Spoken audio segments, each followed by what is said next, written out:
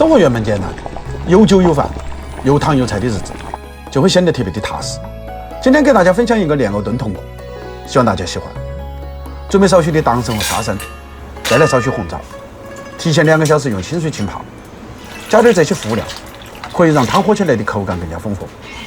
买回来的筒子骨先用刀撇断，1分为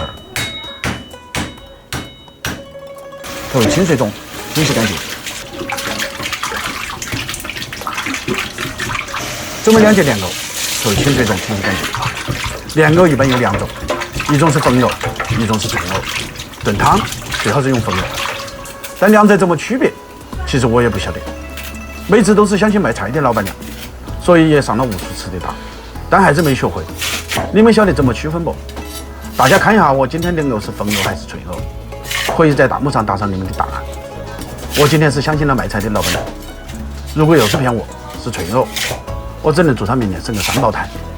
把藕用滚刀的方式切至大块，装入盆头备用。起锅，把筒骨倒入锅中，加入适量清水，淋上少许花雕、姜片、花椒，开大火烧至沸腾。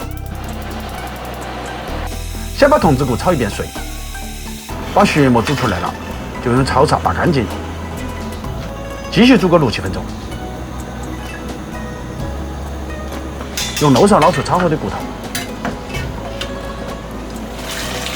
装入砂锅中，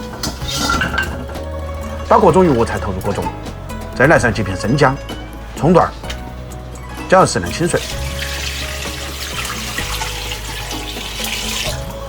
注意水尽量一次性加够，中途不能再加水。开大火，先烧至沸腾，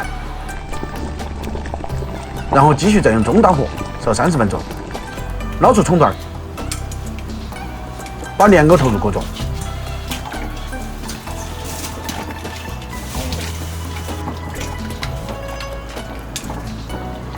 转中大火，先把锅烧开，再转小火，甚至是文火，盖上锅盖，煲90分钟左右。时间差不多了就揭开锅盖，调少许的盐和胡椒面，一起搅拌均匀，就差不多可以了。把炖好的莲藕盛出来，装入大碗中。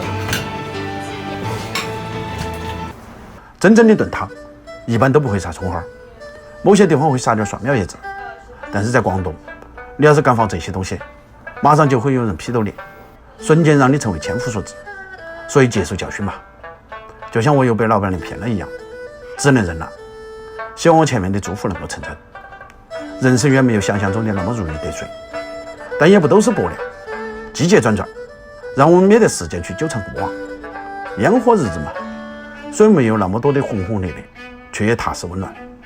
我是厨子，下期见。